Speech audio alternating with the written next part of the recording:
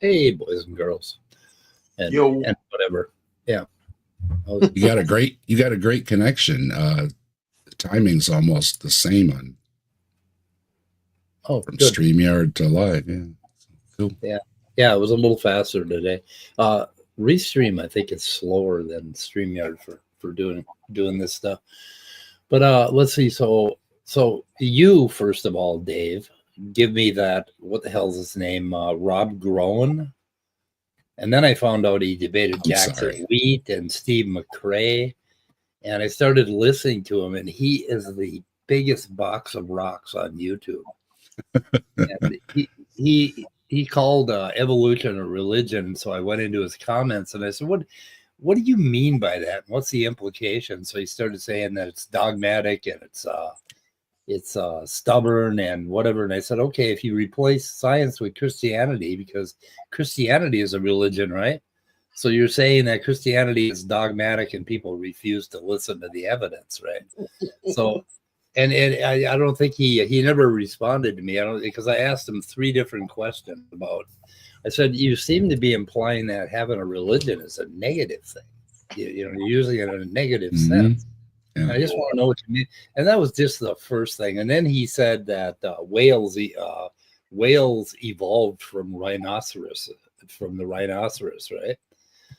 He meant hippopotamus, but that's not even true because there was a common ancestor of those 2 things, and the hippopotami are close to whales. I got the urge to do a video like this. We gotta go. Yeah, we gotta go with this, and then we gotta look at her fist to see if there's anything on it. And we also have did you see where he wiped it on his collar or whatever? You have to clear your throat every 30 seconds. I don't even know how to clear my throat like he was doing it. And then you gotta he come on one time and he's chewing food and he's using his tongue to go around his teeth and try to find pieces. It's like, dude, etiquette. I brushed my teeth just 5 minutes before I got on here. Oh God! I mean, you've got to get rid of this shit. It's like, I'm a little vain. When I go on, I'm shaved. I fix my hair. Brush my teeth. Nose hairs, and I check for nose hairs. Check for eye boogers. Right. I have one wild hair that grows out of my eyebrow for some reason. It's genetically deformed. So if I let it grow, it would have gotten like 6 feet long, and I always make sure that's trimmed because that's very distracting. Well, I'm old enough and baggy. This right here is where I got bashed. And I busted it open, so there's a scar in there. So I get ones that point all funny fucking ways out of there. Yeah, the scar I got is I tried to burn myself alive when I was 17 years old, the day before I got married, with gasoline, and I burnt my nipple off. That's almost as dumb as me. I hit myself with a baseball bat. Yeah, okay. We were playing, we would play anything, right? So we got the bright idea to play baseball with a basketball, right? The thing is, when you come in contact with that basketball, it kind of bounces back a little bit, and it just kicked right back, and I about knocked myself cold. Now I got a reminder forever right there. I don't think that's quite as dumb as trying to pouring. It was pretty dumb. A 2-quart gas can and pouring it into a carburetor and telling my wife to be okay, honey, hit the switch, and it backfired and I pulled the gas on myself and I was drenched in gasoline and I was a human torch. And then, like when we were kids, they showed us all these videos about what you're supposed to do if you start on fire. You're supposed to roll around on the ground. Well, all I did was start grass fires, and I ended up saving myself by ripping my shirt off. And when I got done, I had a little tiny patch of my shirt was left. It was about that big. And then I ran in the house and I got into ice water for a while, and then I went to the hospital. So I got married stoned on morphine and bandaged with thick bandages like that. And I was told by my first wife that I could get it annulled because I wasn't in my right mind when I married her. I don't know if it shows on camera, but that is one of the conditions that can grant an annulment. I got a scar right here, right where my hair starts, where I walked into that. Those gate forks that they have on, on the where the gate locks in on your fence. I walked right into that sucker when I was a little guy. Perfectly nailed me right there. So I've got like this scar that, you know, if I want to part my hair there, I've got that. I've got the scar to start it.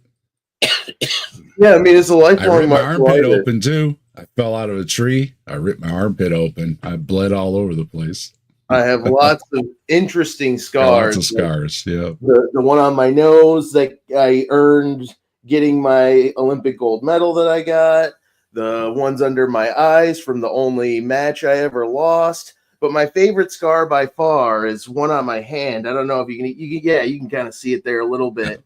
And it's from nothing interesting at all. It's from a banal removal of a random raised and hard dark spot that my doctor was worried about. But it's my favorite scar because it looks kind of like a butterfly from one perspective. It looks like an eye from another perspective. Some people say it looks like an open maw about to bite down. Everybody says a different. It's kind of like a little Rorschach test. I got this scars across my arm. If you've ever had poison ivy, it's pretty bad, right? But when you accidentally cut it open, it's like acid. Okay, I cut one of the vines open, clearing stuff out. I've got lines on my forearms and on my ankles where it just, where it's sprayed right across. Oh man, yeah, that's nasty. I've experienced the regular garden variety poison ivy several times. I've never had that happen, but I have heard before that it is possible. I didn't have any gloves on, and I was, I do it all the time, clearing stuff, away and everything. UPS guy. And I was just, not paying any attention. It was just like in with all the other stuff, and I was just pulling stuff and cutting, and all of a sudden my hands started itching, Yeah, it was all over my hands. It was like, oh, and then, it burned me like acid all over. And it was terrible. Never had it ever in my life. And when the one time I got it good. I got it real good. Well, I think it's more common down south, which is where I lived as a kid, because we saw it everywhere, and I got it several times to the point where I built up kind of an immunity to it. Like if I just flicked it or like brushed up against it, it wouldn't bother me at all. But like that is like jumping in and rolling around in it, which is obviously not. We were out playing all the time as kids. I was into everything in the woods and the fields and everything in the creeks. Never had a problem. Lots of kids who like the nature getting it. Yeah, I either got lucky or I just got more sensitive when I got older or something. You did get lucky because you never got poison oak, did you? Which poison oak is even worse than poison ivy, and I happen to have that once or twice. I don't know what the hell this thing. We got that around here too. I don't know.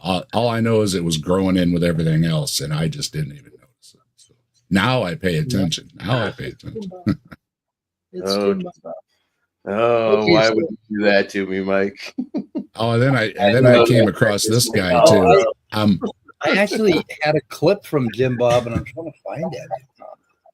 I don't know. Man, he's calling me out. He's calling me out by name when he's got me blocked. It's like, what a coward, man.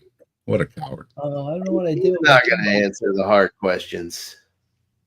Well, I was on there talking to him a little bit, and I asked him why. Why God couldn't have done it through natural means. I said, okay, so science is a problem. Reconciling science with Christianity is a problem because of the fall. And he's like, you don't understand what I said. And then he went off and he said something totally different, like about science. I don't know. It was just it was hard to follow. But what I heard him say, and what I've heard other Christians say, is that okay, you can't rely on science because science tells you that the earth was always kind of a bitch. Right, the universe was always sort of a bitch, and they want to basically portray this paradise before the fall. So if you have this paradise before the fall, where genetics is perfect and men live for 800 or 1,000 years and all the animals eat grass and all that. You can't.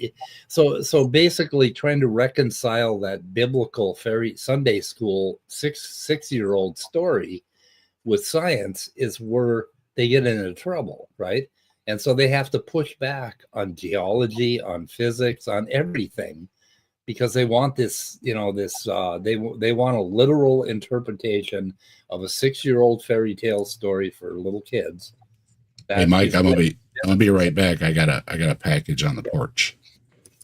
Anyway, so then Jim Bob says that I said something about the past, and he says science can't say anything about the past.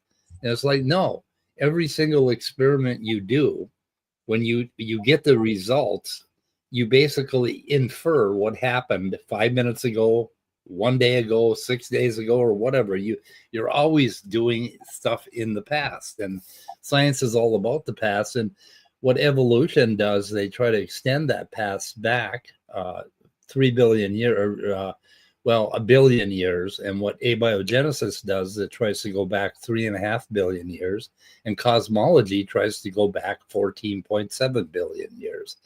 And we're always trying to infer what happened in the past based on what is happening in the present. And that's what science does all the time.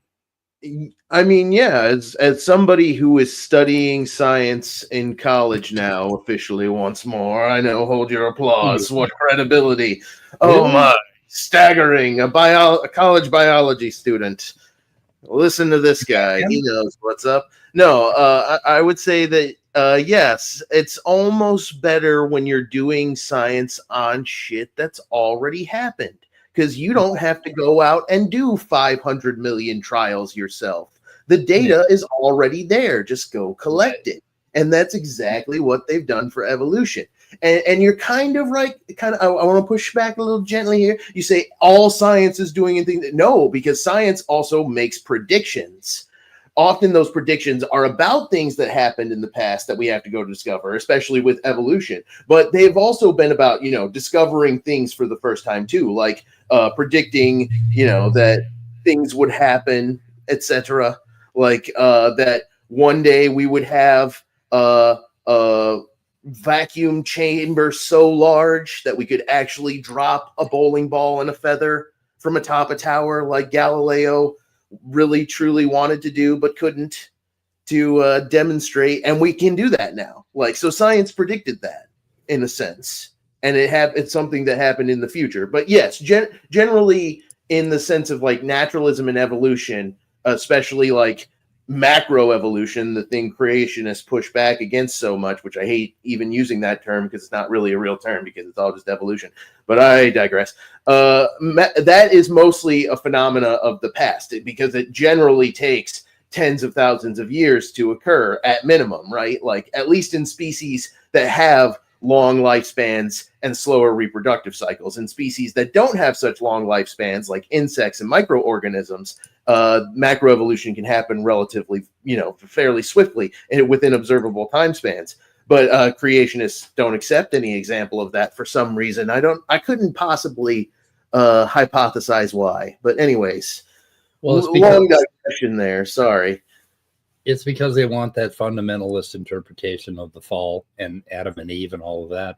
And that is kind of some of the stuff that Scott and I were talking about this morning. And this video is about, are animals rational and moral beings, right? And the idea, anyway, they say some things in this video that will lead a little bit into that. This is my fault too. This is my fault too. Oh, this is your fault too. Yes. Yeah. Why do you keep doing this to me? I mean, I'm like all zen. I've just done a fucking buttload of mushrooms and I'm feeling pretty good. And then Dave sends me a video link and I'm like, there goes my zen. It's like every time I try to reach spiritual perfection. You knew who he was. I didn't know who he was. I was on the learning curve. I said, hey, and Mike's like, oh no, this and Ananias. How do you say it? Ananias or something. Ananias. He's got a pretentious and Mike name. already knows. It's like, see, he already knows. It's like I'm out of the loop on this one. Yeah, I love getting apologist lessons from Mike because then I don't have to comb through their toxic crap myself. He has built a beautiful system for combing through their stuff, and it filters out all the need for hours of spewing through, going Mike, through. Oh my gosh! Don't you have like 800 videos or something, Mike? By Ananias, I think I downloaded. Well, I'm not sure if I scrubbed his. I don't know if I scrubbed his channel or not. Maybe I did. I know I got JimKnob's channel and a few others, but anyway, I'm gonna have to scrub it because I've got a whole encyclopedia freeform document on Ananias where I've gone through a lot of his arguments, and then I got into the precept stuff, and then I went back to Van Til and all that. It started reading those books, and I came up with this. And I was going to do a bunch of videos, and then the thing is that after I study something and I solve the problem in my own mind, I really don't give a fuck to talk about it anymore. I'm done. Well, I'm through, but I really should because, I got to start sharing this stuff. Anyway, so we got this video. Let me see this video. I was going to say, I didn't know anything about this guy, but then you just told me pretty much everything I need to know. You told me he's a precept, which is the absolute bottom of the barrel philosophy, ortho bro, navel gazing a-holes, man. I cannot stand precepts. All the worst people on YouTube are precepts, it seems, for some reason. All the worst flirfs, all the worst yeks. Oh my gosh, they're awful. But anyways, let's proceed. So Van Til is the great granddaddy of all, and he is the great granddaddy of JimKnob, and Jay Dyer is the granddaddy of JimKnob. So there's a pecking order, right? JimKnob is the dumbest of the lot. I mean, he doesn't understand any of this shit. He just sort of parrots it. And then there's JimKnob, and then he gets the stuff from Jay Dyer, who's a pretty sharp guy, but he is like extremely blinkered in his thinking. I mean, he really doesn't know how to do philosophy. And then you got Ananias, who knows how to do philosophy, but he's got even bigger blinkers on so that he can't see what's really wrong with his precept. And I want to be clear, he's talking about biology, correct? Right. And what is his doctorate in again? While he's calling himself Dr. Ananias while talking about biology, it's probably theology and philosophy. I think he teaches philosophy at a Bible college or something. I'm not entirely sure. I know he teaches to a real small class, and he's real. He teaches this Eastern Orthodox thing, this whole logos and what is it? Oh my God, I can't remember what. Well, he said in this thing that he's got some kind of paper coming out on Valentine's Day. So stay tuned. Yeah. Ooh, I don't care. Yeah, talking about the rationality of animals. Mike might read it, but I'm not going to read it. This is one thing I talked about in my video where I just straight up graded creationists like I was an evolutionary science professor. And one thing, you notice as you get familiar with creationists is, some of them are kind of like sciencey or academic-y and have some degrees and stuff. But when you look into them, they're almost never talking about their own concentration. Like at CMI, they have a geologist talking about biology, and their resident biologist talks about geology. So it's like, what is going on with you guys? We can top that. We can top that, can't we, Mike? Our buddy Major Coleman considers himself a scientist. Why, Mike? Oh, I can't remember. Because he has a degree in social science. Oh yeah, okay, yeah, okay. So he's a scientist, at least. I mean, but he's talking about biology, geology, cosmology. Right. He's like, well, it depends how you use the word science. It's like, yeah, it does. Right. Well, this is about whether or not animals are rational. Now, when you think about rationality, everybody uses the word, but I don't think anybody really thinks too hard about what it actually is. So I asked ChatGPT, and it says it generally refers to the quality or state of being reasonable, coherent, and logically sound in one's thinking or decision making. And their claim is that animals can't do that, that animals operate by instinct. Now, what the fuck does that mean? We know that's wrong. Think about what paleontology tells us that's extremely wrong. I know you guys both know the quote by Margaret Mead, right? What's that? No, I don't. No. That civilization begins at the first healed femur, right? They found a broken leg bone and knew that, you know, somebody had to care for this animal while it was broken limbed and lame, and they had no reason to not just leave it on the ground for a predator to snatch it up. You know, hey, one less predator to eat me, and if I gotta care for this guy, it's gonna slow me down. Predators might catch me, but somebody did it anyway. And that is where civilization began, the idea that you should care about other organisms and see beyond the divisions of race and species and all the things that make living organisms see one another as different than each other instead of all part of one, you know, continuum. But right. Anyway, so there's a whole bunch of different ideas and theories about what rationality is. Evidence-based reasoning, logical consistency, goal-oriented perspective. That basically, if something decides to do something, now raccoons come into my yard every night and they hang around and try to get me to feed them because I fed them in the past. And barring that, they will run up and they see my garbage cans, and one of them will wiggle himself underneath the lid of the garbage can, and the other one will flip it over. They'll go down and they'll pick out some food. They'll bring it back out, and then they will close the garbage can, put the food on top of the garbage can, and start eating it. And they do all this by instinct, whatever the fuck they think instinct is. Now, instinct is basically, what is it, a sixth grade science term for what an animal is and how an animal behaves. That would be its instincts, you know, like it instinctually recoils from pain from fire, right? That's an instinct. And it doesn't really say anything at all. So instinct is really a really dumb word. And I think it should be scrubbed from biology entirely. But anyway, so the point here with ChatGPT is that it's complicated, guys.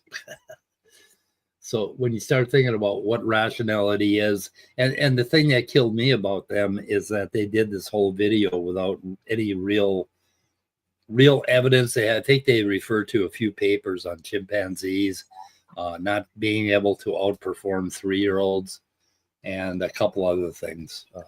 But that was about it. So they're clueless, and to really understand rationality, you have to really understand what a brain does, what a nervous system does, and how. Well, their whole point seemed to be that different species have different levels of cognition, and it's like, right. But they're not as good as we are, and it's like, okay, we're good. I didn't get where they were going with it. Like, there's still a level of it, right? Because they were agreeing there's some level to it. And then the really bad example was, well, if they shock the whatever animal, it would learn not to go on that side of the tank, right? And I'm thinking, well, if you were shocking me, I wouldn't go on that side of the room either, right? Well, it's like, well, I didn't understand what that meant either. That's like, well, anybody, you know, that's what we said. If under threat, anybody will do anything, you know what I mean, for your own well-being, right? Yeah. So I didn't see how that separated us from the animals at all. Yeah, rationality is a subjective quality, for sure. Yeah. What can seem rational in a survival situation is totally crazy, you know, to people who have survived those situations and had to look back. It's traumatic sometimes for them to know, oh, I had to believe such crazy things, like kidnapping victims, especially like people who get taken for long periods of time and then have to like readjust. Like, have you guys ever heard of a show called Unbreakable Kimmy Schmidt? It's one of my favorite shows of all time. And it's about a woman who gets kidnapped by a crazy religious cult. And if you haven't seen it, oh my God, you got to check it out because it's ironically hilarious. It's written by Tina Fey. She's a genius of comedy and she's good at making things that are very heartfelt. But it's about this woman who gets kidnapped. And one of the recurring jokes of her getting released is just not knowing things because she's been in a bunker for 15 years being brainwashed by a crazy man. Like not knowing that, what's up isn't cool slang anymore or whatever. Just like weird things like that. But it's a great, funny show. What is the name of it? Unbreakable Kimmy Schmidt. It's a Netflix show. Oh man, I haven't seen it. It's great. I highly recommend it, especially if you like comedic sitcoms. Okay. It's a very slapstick comedic sitcom with a ridiculous premise. Okay, so I'm going to start this kind of in the middle and see what we got here. They're going to talk about animals, apparently. So let's see what that's because okay. Predatory species do hunting and they have to take in these calculations or take these methods and make sure they're not seen, they're downwind. Is that not rational behavior? And I think that's really where this debate kind of is focused. And the point that I wanted to start with is that rationality we can see is very telos oriented. It's about acquiring a means to something. Now, when we start talking about theology, obviously it's about understanding the truth, which is Christ, capital T, the incarnate logos. What the hell does he mean, Christ, capital T? Capital T, I don't know. Must be some he's talking. I'm out. I don't know. I think he's talking about the crucifix. Maybe I think he's like saying the T but big. Capital T. It's gotta be big enough for Jesus to T-pose on it. Well, that's like Ray Comfort. If you don't capitalize G or stuff, he has a cow about it. Oh, I love to it's do special. Lowercase. I always do God lowercase, and I do Christ lowercase too, just to piss it off. Anyway. Okay. Yeah. And H is actually Jesus H, Christ's middle name. So, because we looked that up the other day. I'm always used to say it stands for humanism. Jesus, humanism, Christ. I think my mom said it was a ratio or something. Yeah, Jesus in whatever language is it, Greek or whatever, it's 3 letters. Yeshua. So the middle letter is H. So that is his middle name, so to speak, is Jesus never H. got that to what H. Christ. Joke was to that.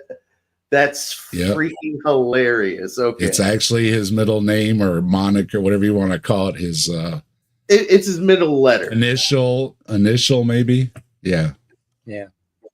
Huh. Oh, let's see here. Oh, I gotta get my comments up. So we got some people that stopped in, but nobody's commented. So, Left-Handed Jedi, Simos Funk. So those are the other 2 people that stopped in. Anyway, let's try to listen to this guy for a minute. See what he says.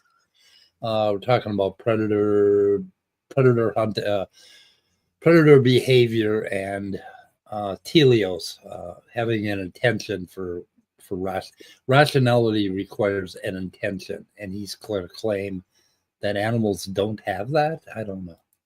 It's going to be very different from a creature acting on instincts to attain a goal. And we'll be able to parse that out a little bit. But you want to speak a little bit like what rationality and what reason is.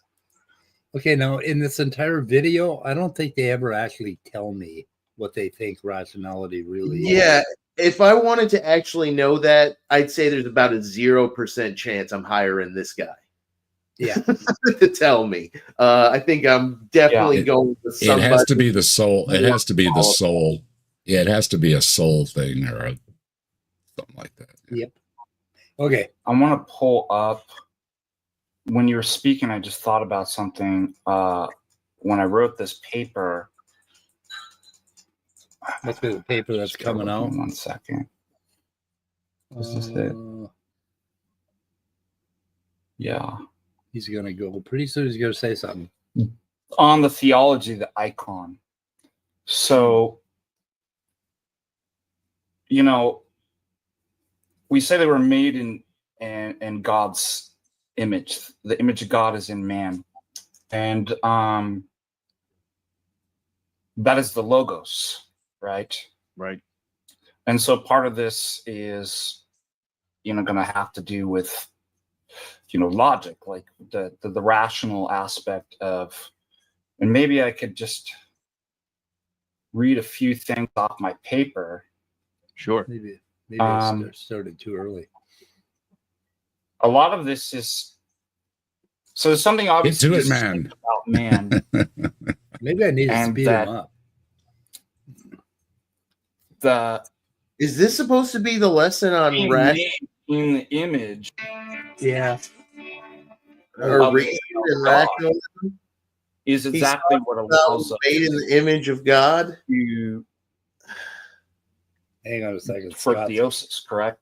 Right. Scott's calling me. And that it allows us. How do I put this? In the paper, what I'm talking about is to become truly human is to acquire theosis. Because the image of man is in Christ, right? So he becomes like an image of himself. Did I cut you off? Because I clicked the button without. No, you're good. But now I do have a comment. Mike, you should figure out whatever mushrooms these guys are taking, because it sounds like if you want to have a I'm becoming God experience, they got the hookup, man.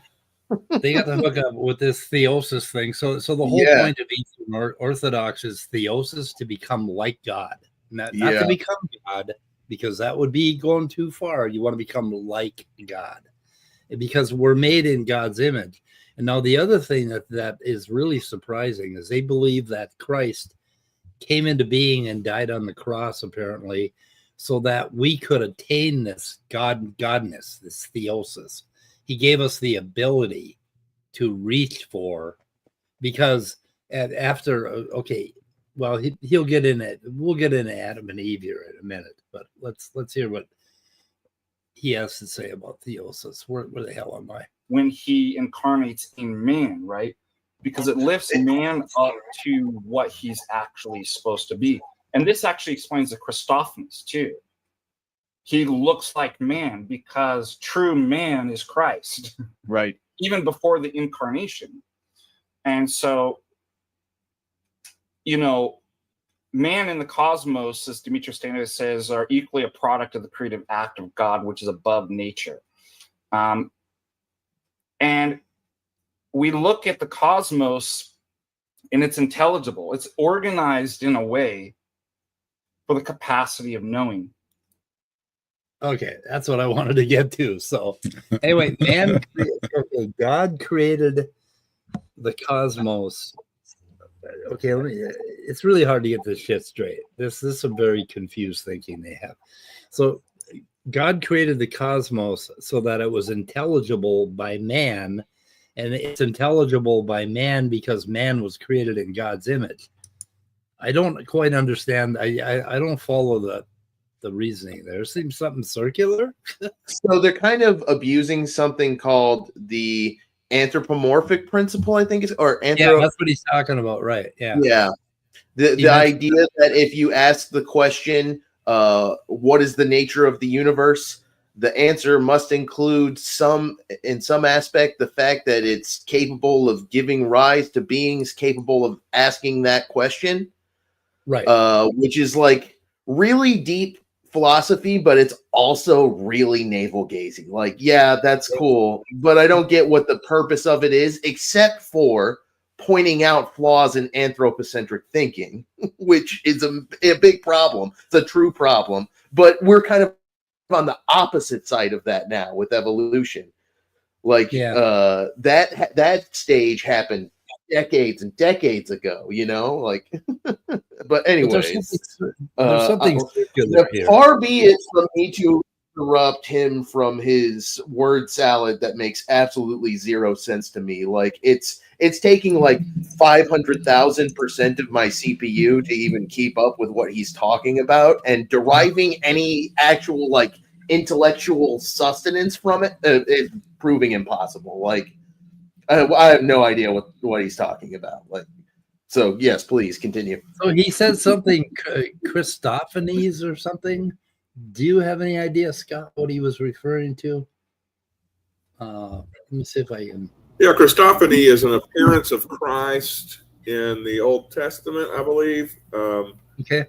Before he was incarnated, it's like, Jesus, the Son, God the Son, is eternal, and which means he pre-existed him, Jesus Christ, and so he made appearances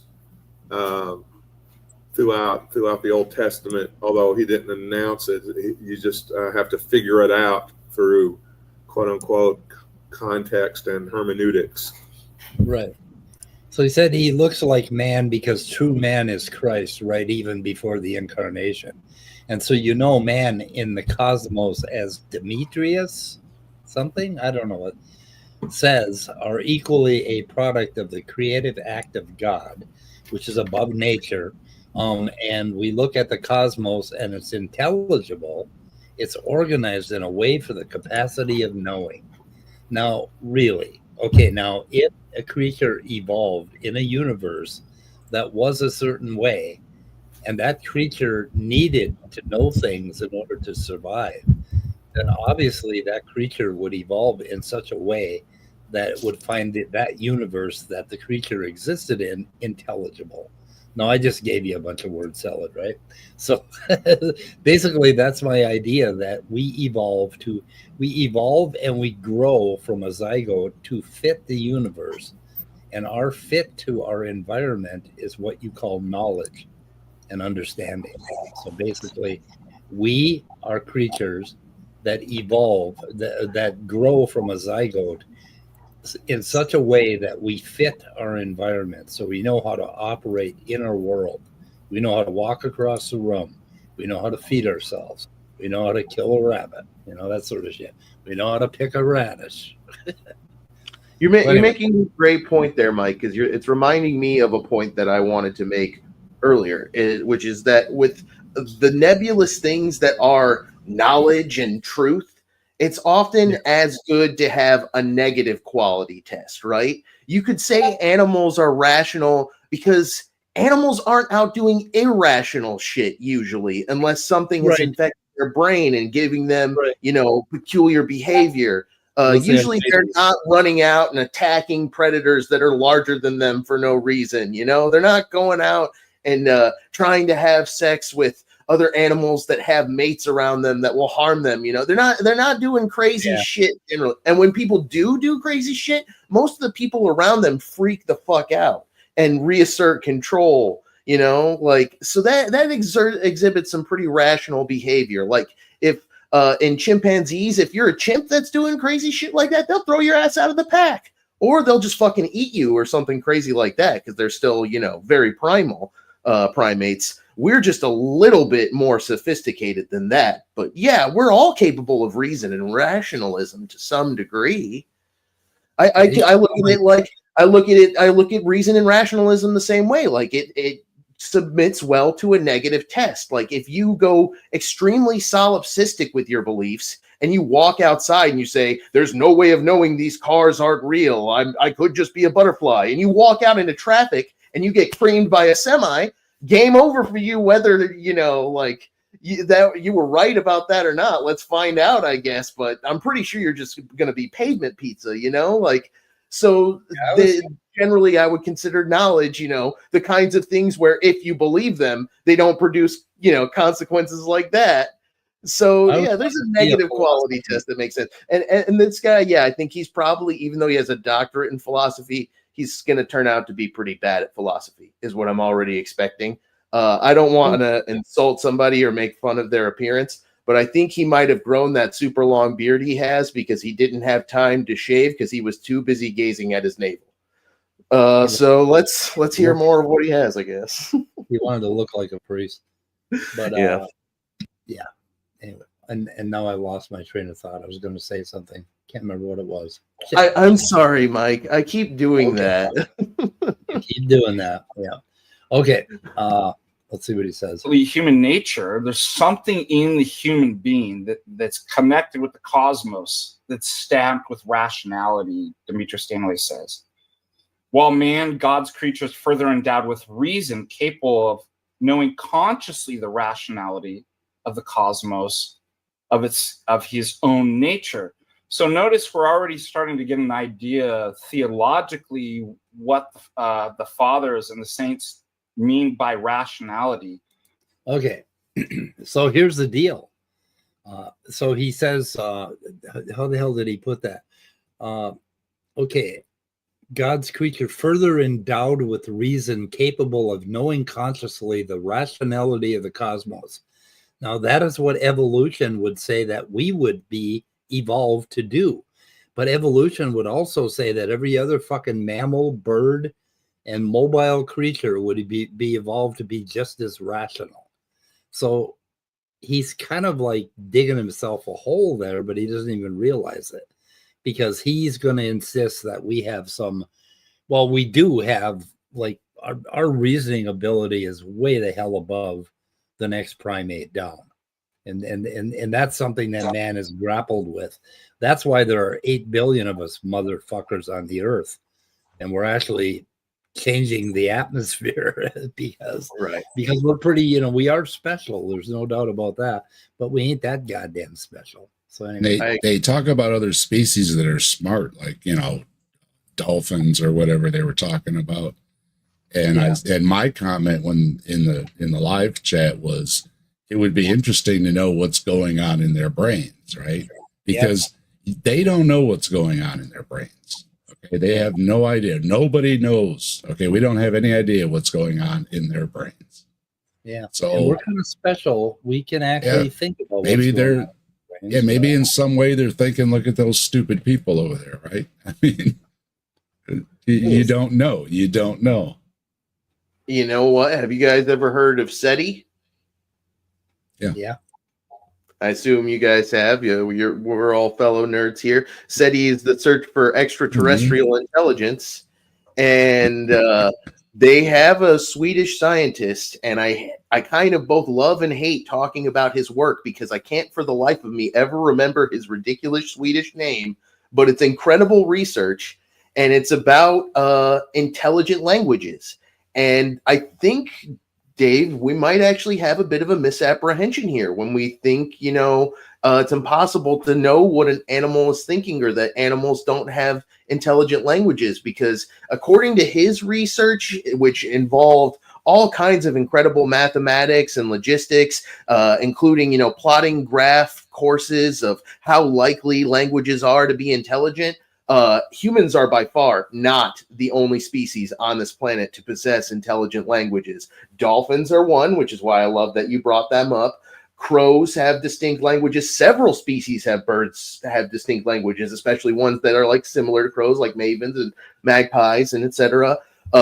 There's chimpanzees not only have language, and gorillas, we've been able to teach them human language with sign language. We've had, things like Coco, the speaking gorilla, and stuff. Well, they talk about that stuff. But maybe some animals are out there thinking some thoughts in some kind of language. And if they are, we could maybe make some guesses about what it is. Like if I were a crow, I'm probably thinking, especially if I'm a crow that's befriended a human, that human drops food. And I like food. Food keeps me alive.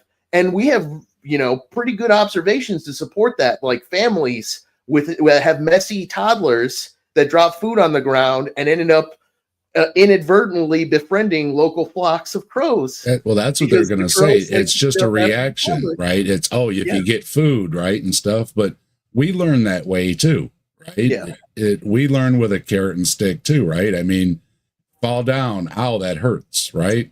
Yeah. I'm trying not to fall down, so I didn't get their point where somehow we know, like, don't fall down or it's going to hurt. No, you don't know that. It's all learned behavior. Just like, a bird getting food or a animal trying to cross the road and stuff, they're good at it or they're not, right? And enter natural selection, So all their point is that all these different species have all these different levels of, cognition or whatever you want to call it.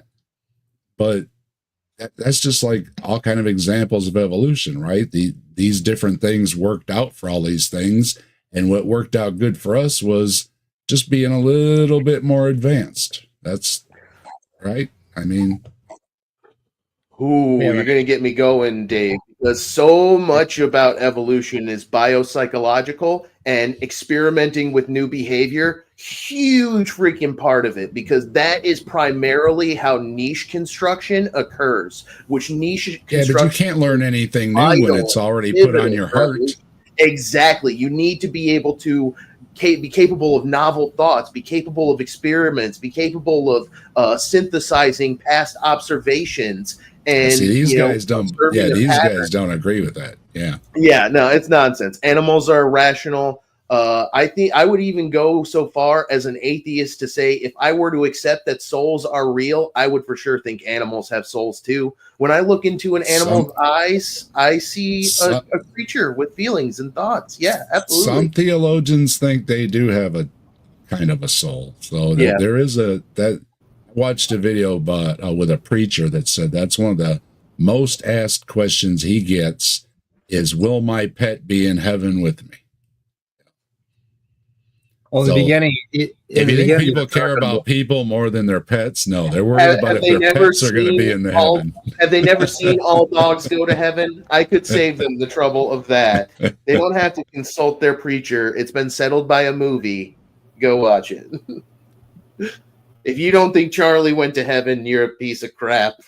Well, I'm gonna give them the benefit of the doubt that they're just granting all their friends and family are going to be into heaven, right? So they weren't asking about that. But yeah, number one question they get asked, is my dog or cat or whatever going to be with me? They were talking in the beginning of this video. He Ananias always refers back to Aristotle. He fucking seems to love Aristotle and Plato, except that they disagree with both of them on a number of points. But anyway, he says there's the vegetative soul, according to Aristotle, and there's the animal soul, and then there's the human soul. So there's like 3 levels or something they were talking about, which I'd never heard of before because I don't really give a fuck about Aristotle and Plato when it comes to philosophy. I should have, but I don't. So this is one of the. But now we know. But now we know. Is that a lot of it is completely useless navel gazing, which is what I kind of estimated we would get in this video. Philosophy is best applied with a results may vary mindset. Well, okay, this is a little different, Austin, because this is Eastern Orthodox navel gazing. Okay, this is much deeper, deeper. It's more special. Okay, he's going to mention the anthropic principle in a minute here, so let him roll until he does here. To be able to comprehend the entire cosmos and man's nature within it so that he can contemplate God. Right. And so I point out that much like Martin Heidegger, who says Dasein, right, is the only being, we're the only beings in which being's a question. Well, think about this in terms of animals. Well, we're the only animals that can say that in which rationality is a question or concern. As Demetrius Stanley puts it, quote, to be the only being which, while belonging to the visible world and stamped with rationality, is conscious both of its rationality it possesses and simultaneously of itself. And I argue that this is similar to the anthropic principle in in physics that's been developed recently in the last 20 years that basically says the world's so structured that it's observable. Isn't that interesting? That it's knowable, it's intelligible, so that we rational beings, anthropos, can observe, know, and understand it. In other words, here's a great way to summarize the anthropic principle. Where else would you find rational beings to be other than a place that is capable of being understood. The world's uniquely situated, not coincidentally so, for the existence of man. And Okay. So all he's saying is that, okay, human beings, okay, and let's look at it, from an evolutionist perspective. Human beings are animals that evolved in the fucking world, that are part of the world. We are part of the world. We're not something separate outside of the world. And we understand the world. Oh, what a surprise that a creature that evolved in the world could understand that world. Yeah, I mean, it's my immediate reaction is literally like 4 words long. Causation doesn't equal correlation, or vice versa. Correlation doesn't equal causation. The fact that we are able to understand parts of the universe does not at all mean that the universe was designed for us. We had to work really hard to figure that stuff out. Well, again, and there's lots of stuff. Well, if we're not here, we're ever going to figure out that we are never. If we're not here, is the universe still here? Is the question. Right. How else would we have fucking evolved if not to have an understanding of the universe that we are a part of and inside of? Right. I mean, this doesn't make sense. It's like, I find it's like the puddle thing with Douglas Adams, right? You find yourself in this. Yeah, I think that does describe the anthropic principle to a T. I put the definition that I got from Gemini in the side chat, in the live chat. The cosmological principle that theories of the universe are constrained by the necessity to allow human existence. That necessity is, I think, just kind of imported in for no reason. There's no necessity to put the word necessity. The universe allows us to exist because we existed, and then we're evolved to be able to figure out the universe around us. I think the only thing that anthropic principle makes sense to me about is that it just means that we make sense of the universe, but we're constrained by basically the environment that we're in. There are the way that we receive inputs, through wavelengths, through sound waves, through touch, taste, smell. That's essentially how we experience the universe, and even our maths and other conceptual tools are limited by that ability.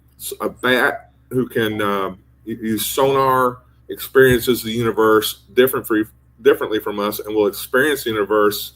And the universe to a bat might be, if you could even conceive of a universe, a different thing than we experience. It just doesn't seem like a very useful principle. What the universe? Okay, the universe by the anthropic principle. The universe is also constrained by the necessity to allow for stars. Yeah. Because exactly. Like anything in the universe, you could say that about it. It's like, the universe is just specially designed so that stars could happen. Like it's talked about as a principle of cosmology or physics, but what question does the anthropic principle answer that isn't just totally made up and to be considered mental masturbation? There's an argument for that. Yeah. What's that? Okay, let's see. Where else are we going here? So we got that, and that's the universe. Let me see if we get to the atom part. He mentions he throws out a shot here. Vegans. And I put this, you guys will love this, but I did put it in my paper. Contra vegans and secular environmental warriors. What this means? Yeah, he has to throw out a jab, at vegans and people that actually care about the fucking environment, about animals, because humans are so special. We shouldn't really give a fuck about anything but us, right? We're so special. Yeah, honestly, I love meat, but I lived as a vegan for like 3 years, and when I did, I was in the best shape of my life, and I was able to cut down to welterweight, even lighter, and win, mixed martial arts championships doing veganism. So Yeah, and I kind of want to go back just because it'll make people like this mad. Like that's a great argument for it right there. Yeah, but there's a problem with that, Austin. You were a Then I vegan. would eat. You were a vegan. That was the problem. So anyway, yeah. And let's see. Okay, next clip here. Let's see if here's Adam and Eve. Let's get to this part. Okay.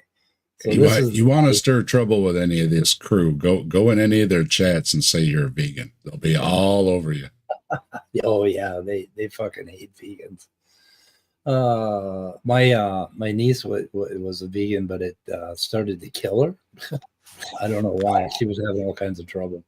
Well, I was always a bad vegan because I still ate maybe one Fish? chicken cutlet a week. Oh yeah, there you go. Make sure I got some good natural proteins because I was doing a lot of workouts at the time. But most of my protein came from protein shakes, peanut butter, things like that. And I occasionally had some beans and rice. Nobody cares about chickens.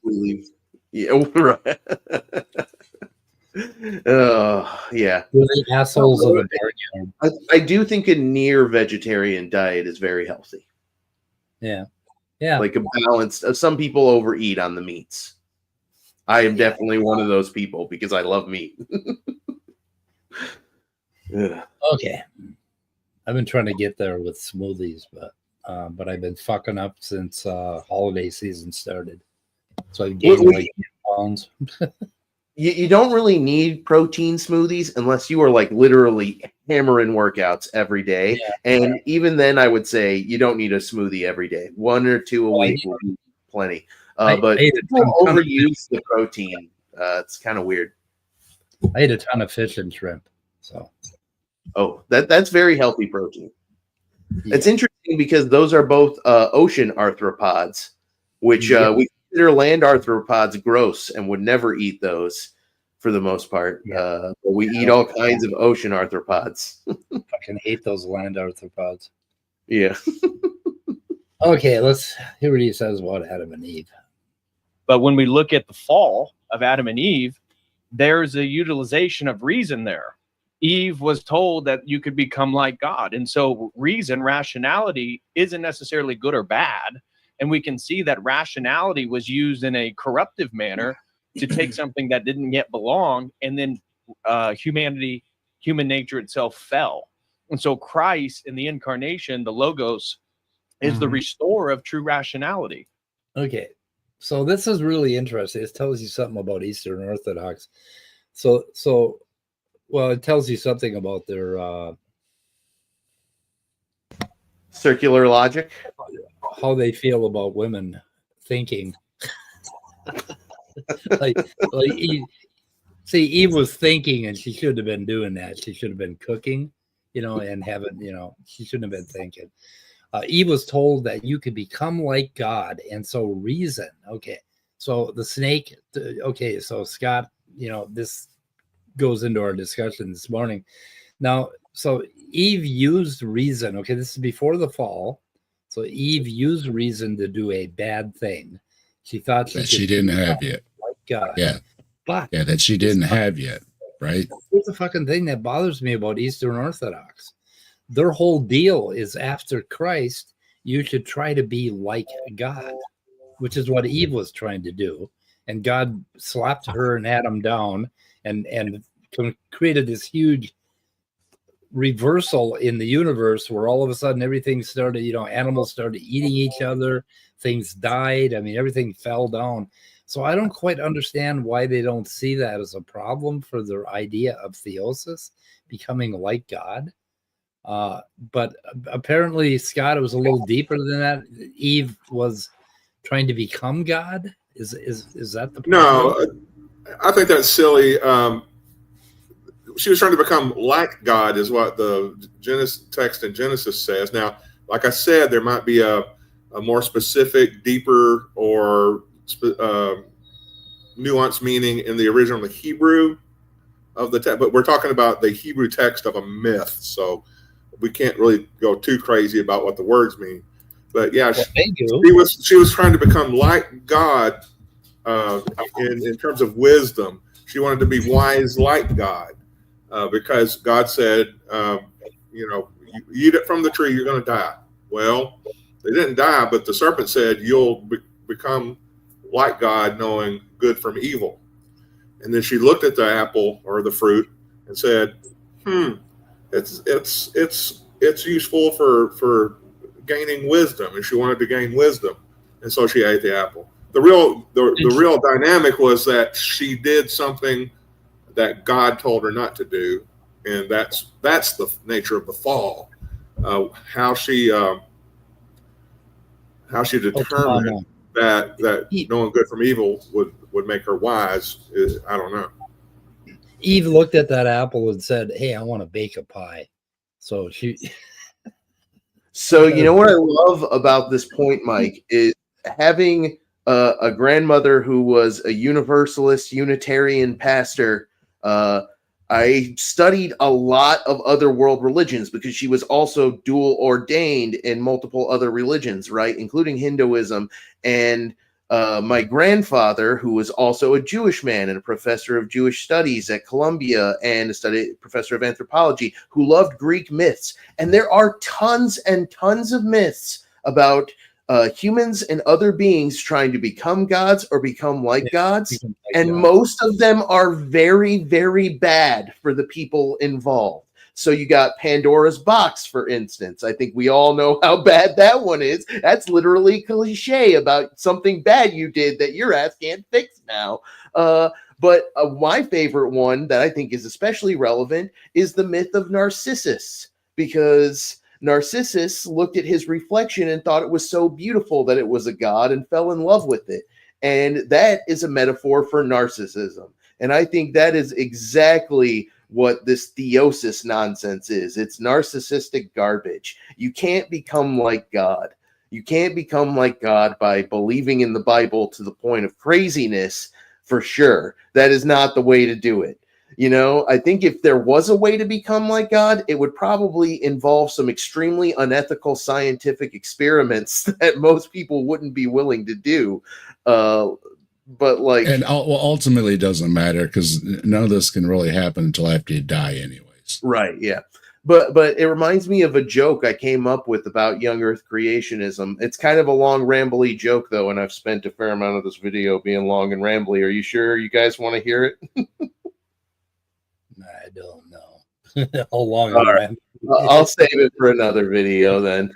Okay. So anyway, so they're talking, and I'm sure that they could explain this to me, but this thing. So Eve tried to be like God by eating from the tree of whatever the fuck, and later on they say this. So has those three things, and if we pull anyone out, right, and make the other subservient, I really like the idea of the Venn diagram with the top circle being the noose, the heart.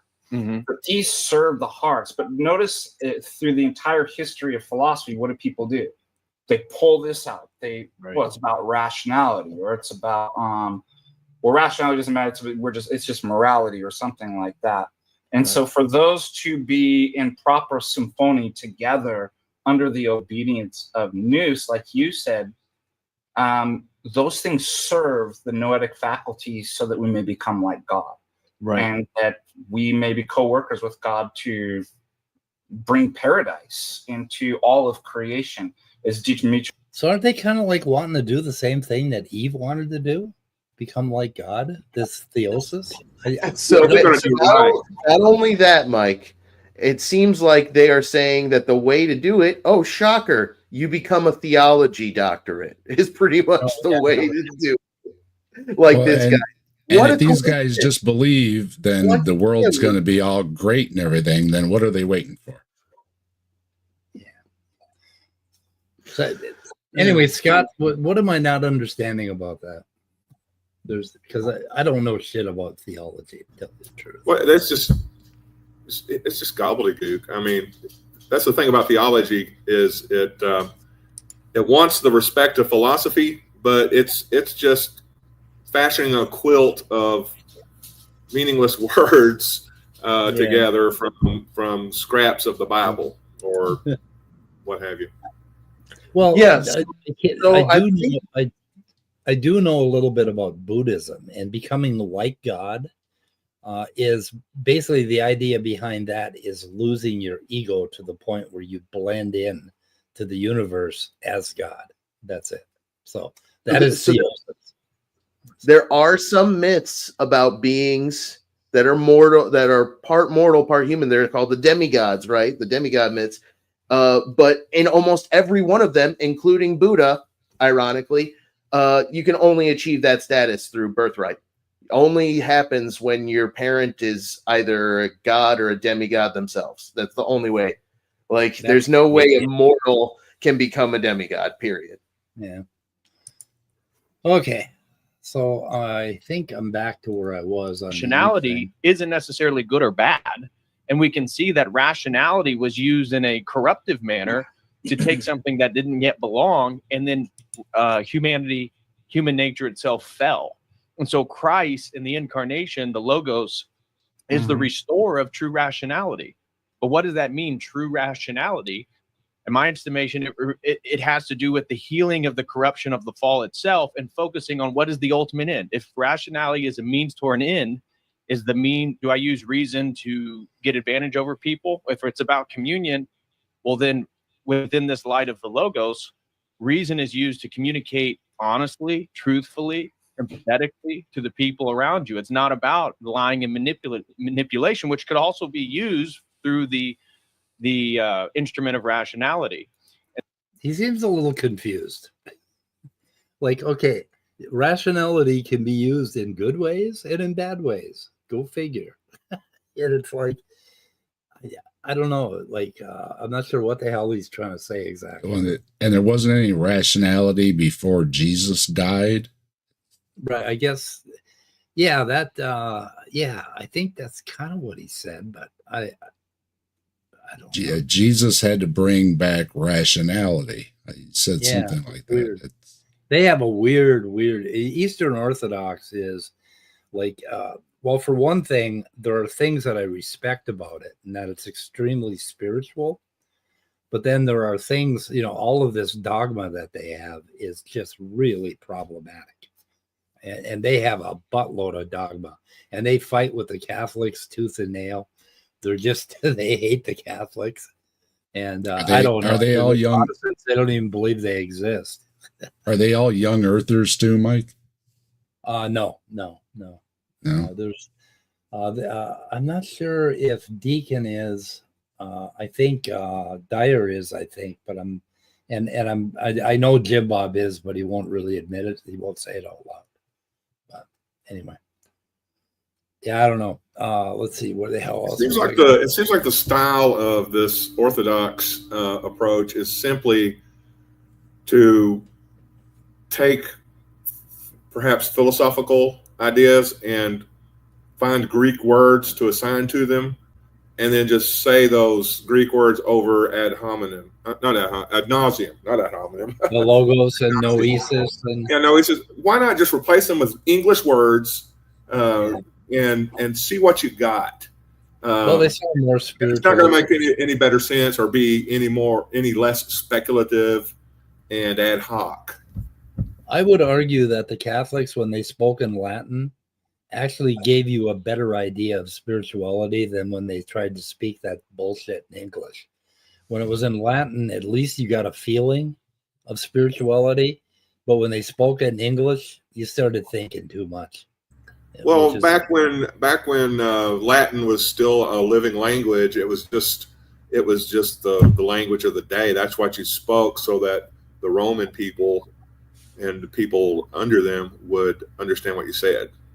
Yeah. Well, they use it in the movies too. It has great dramatic effect, when they're using the Latin words. It sounds especially in a horror movie, or magical, or was summoning things or whatever. Yeah, if you say it in Latin, then it actually works. Which I have to learn some Latin, I guess, because my summoning didn't do jack. No, just make it sound Latin, like in Harry Potter. Of course, maybe that was Latin. I don't know.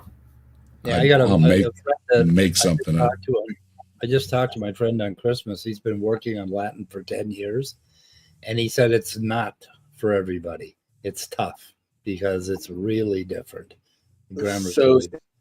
so Scott, I want to just put it on record how much I agree with what you're saying about theology and philosophy. And I posted a comment on it, but I want to make sure it ends up being a part of the video. I don't know if you get replays. Yeah, this one here. If you were, one of the things I don't like about these guys is if you ask Dr. What's his dick here what the definition of theology is, I'm sure his answer would be an hour and a half fucking long. And I ain't trying to listen to that shit. I try to give a real simple answer when people ask me what philosophy is. And this is it here. Boom. Beauty, morality, knowledge. That's it. And we got all kinds of theories about all of that shit. And none of them are the best theory. They all have problems and they all have advantages. And theologists, their goal is not to describe our world. Their goal is to find some aspect of a biblical script, a biblical idea, or a religious idea or religious script, and build a framework around it. And that has been basically the history of religious destruction of human life and liberty and quality of existence in general, because every time you give religious people the reins, they, for some reason, use it to hurt other religious people, hurt people who don't believe their own religion. You know, they just tend to be bad about it. You know, they go about crusading after needless causes and crazy stuff like that, like cracking down on gay people and trans people and all kinds of weird, crazy stuff.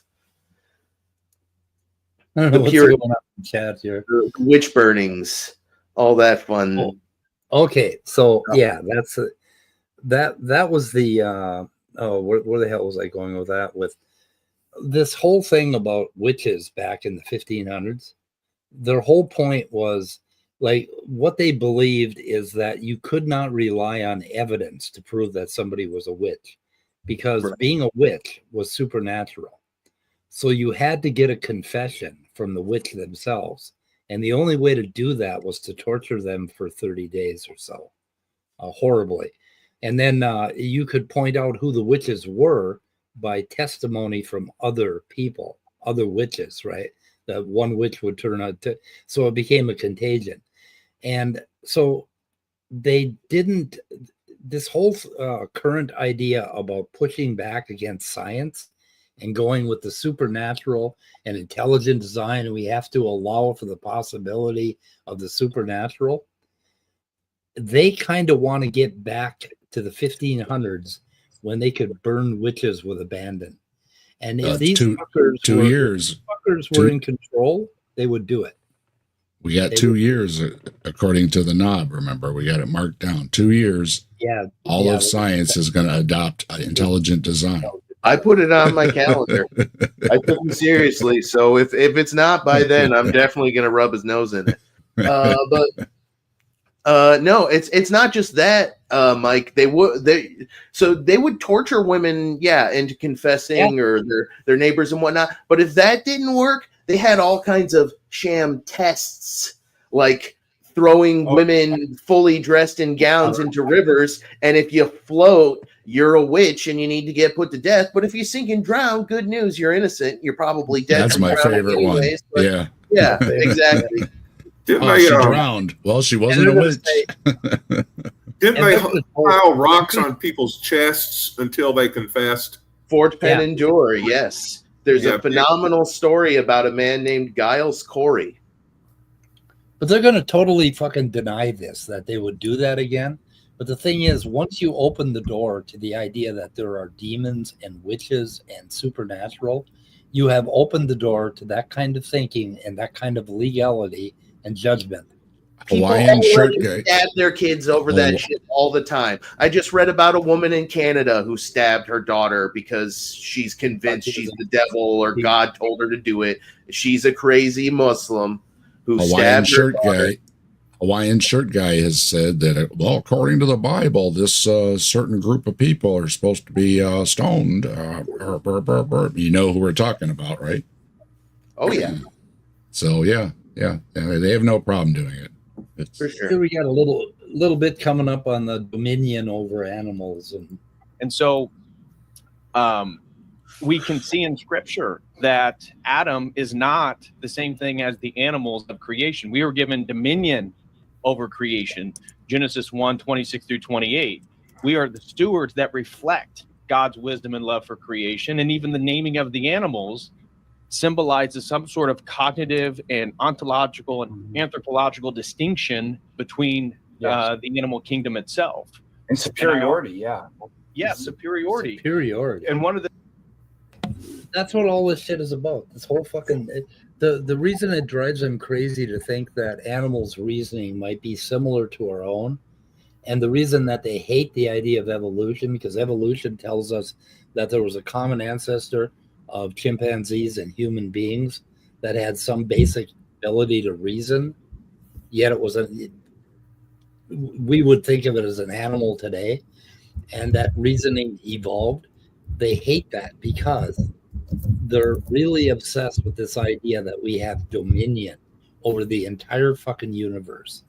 Now, if an alien race that's sufficiently advanced to be able to travel faster than the speed of light were to visit us, and we told them that we have dominion over them, how do you think that's going to work for us? They're going to fucking say, fuck you. Poof. It's just the lack of humility in Christianity kills me. They bring that up too in this video. They were talking about the similarity between us and chimps, and like, so what? That tiny little difference is infinitely different. Yeah. So.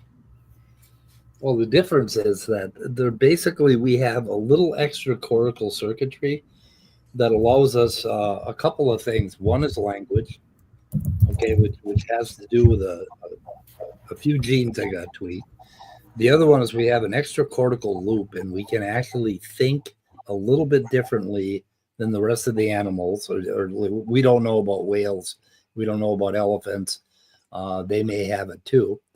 And there was a third one, and I totally fucking forgot what the third one was. But working memory. We have this ability. We have this skill that we developed to have working memory. And I think animals have remnants of all of these things. It's just that we accelerated. Our brains became very huge to the point where birth became a real fucking problem. So yeah, big heads cause problems too. Yeah, indeed. Big heads cause problems. Yeah, my mom always told me that. That actually is major because it's a big part of how we substantiated, especially human evolution, because part of the morphological suite of traits that proves that humans evolved from Miocene primates shows the gradual development of their foramen, the connection where the neck connects to the skull, slowly moves from posterior towards anterior. And we also are able to see the gradual increase in the size of the brain case, as well as the movement of that foramen, which is what allows us to have that bigger brain, to have those extra lobes, that extra bit of tissue, increasing our processing power and building connections, for sure. I was talking about how Mike said if these guys had control of the government and were telling people as a member of the government that the official position is that demons are real, yeah, they would start doing crazy shit with that right away. They would start rounding people up. Every atheist for sure would get round up as being demon possessed, would be my first guess. The first one's up against the wall. Yeah. And then they start accusing each other, even though they're the same religion, accusing each other of demonic influence. Yeah. Yep. So dominion over animals. What else we got here? Yeah. This video is intense. There's a fuck of a lot here. Oh, this part I thought was kind of cool. I know. I saw that, and I'm like, I really hope we're not going to watch all of this. No. There's a part here that's I watched a good little chunk because I was having fun with folks in the chat. So. well, I watched up to about 50 minutes, I think, and then I fell asleep. They lulled me to sleep with their wonderful words. Yeah, if we're made in the image of the Logos, right? And I wanted to end the conversation with the class and be like, well, I could just stop this right now and be like, how do we know? Because human beings are made in the image of God, and animals are. How about that? We could go through all this Aristotelian philosophy, different philosophy, but like ultimately, how do I know that? Because of divine revelation. Because I know a dogma, and I'm going to repeat a dogma and say that I know, even though I don't know. Because when I ask the question, how do you know? You say special revelation, which is just making up shit and saying it's so. Yeah, it's like and imposing power on other people so that they too will say they know. Yeah, the part in the very beginning of the video, he talks about his class. He was talking about how animals aren't rational, and he could tell that his class was going against him. He could see by the looks on their faces that they were not agreeing with him. And he ended up in this entire conversation with him. And then a couple members of his class actually wrote papers at the end of the whatever the period was, and refuted him, basically telling him that animals were indeed rational. So he has a real problem with his class because his class wasn't buying this shit, that animals aren't rational. And then he tells them, oh, I know, because divine revelation, I am Father Deacon Dr. Ananias. You know, I forget what his first name is. I fucking have it here. That's what I told you at the beginning here. Yeah, I said to you, Austin, I think when you asked, and it's like, well, it's going to come down to a soul or something. Yeah. There it is. We're special because we've got a magic thing inside of us that you can't demonstrate. FR, is that father? I always call him Friar Deacon Ananias. Yeah, I always considered it friar, but I don't know. That's a good question. Friar Deacon Dr. Ananias. I mean, Jesus Christ.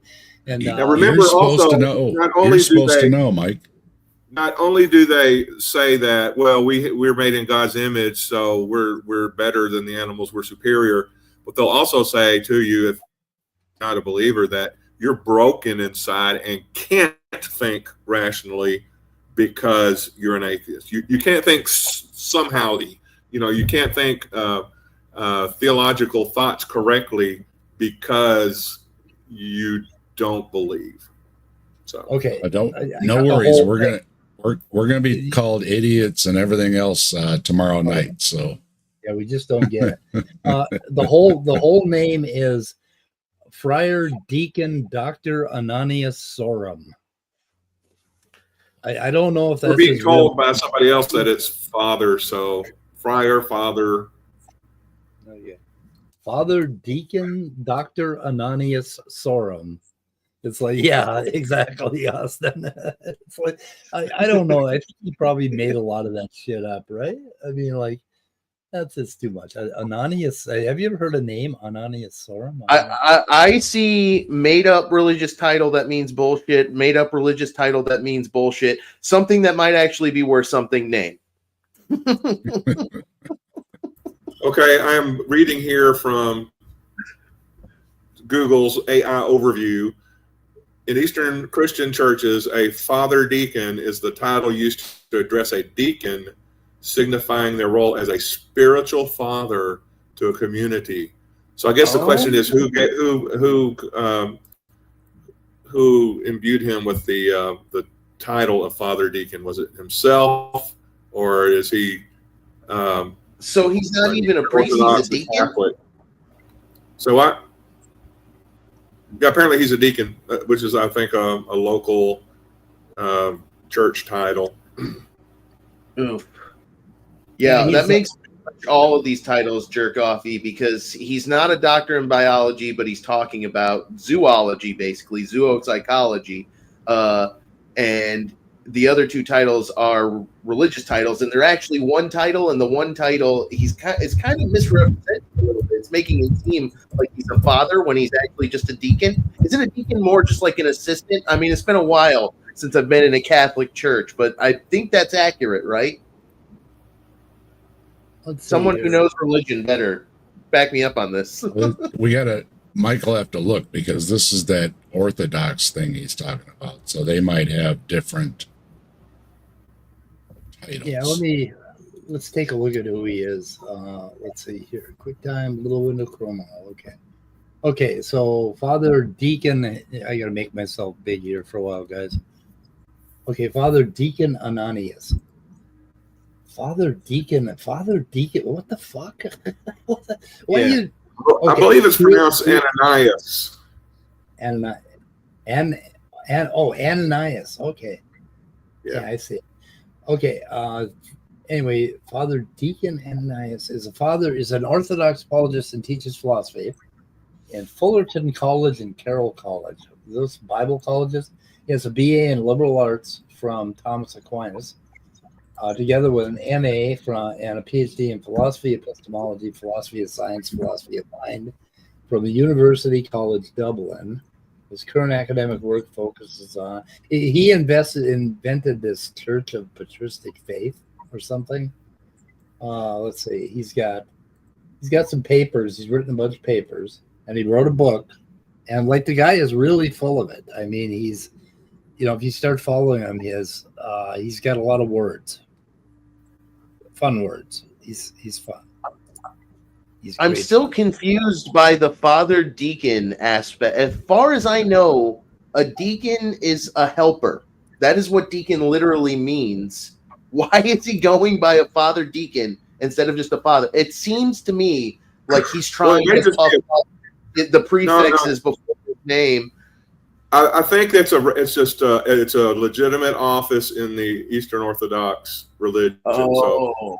So I don't think that he's creating something. I think he was ordained or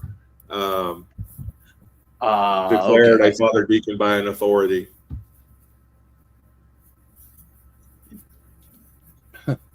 PhD from the University of Jesus Christ, owned just above the Chinese laundry on Main Street. Is that accurate? No, I think he's got a legitimate PhD. He's written philosophy papers. He's not. You don't want to underestimate the man. He knows a lot. He's well read. So, well, I just know that it's true for some theology degrees. Like, for instance, I have a friend who I will leave unnamed who debated the Hawaiian shirt man, who basically bought a theology PhD for like $300 and didn't have to do a single bit of coursework, anything approaching what somebody should have to do in order to get a legitimate philosophy or theology degree. So I don't know. That could be true as far as I know. So I was genuinely asking. It might be, could be. No, I've listened to a lot of content by him. He does know a lot about philosophy and epistemology.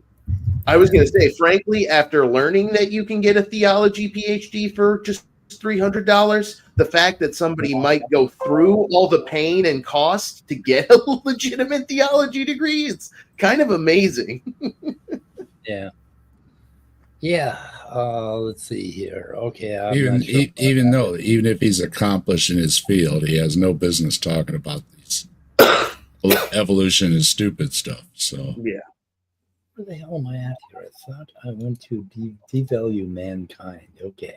There's a part about devaluing mankind that I wanted to point out.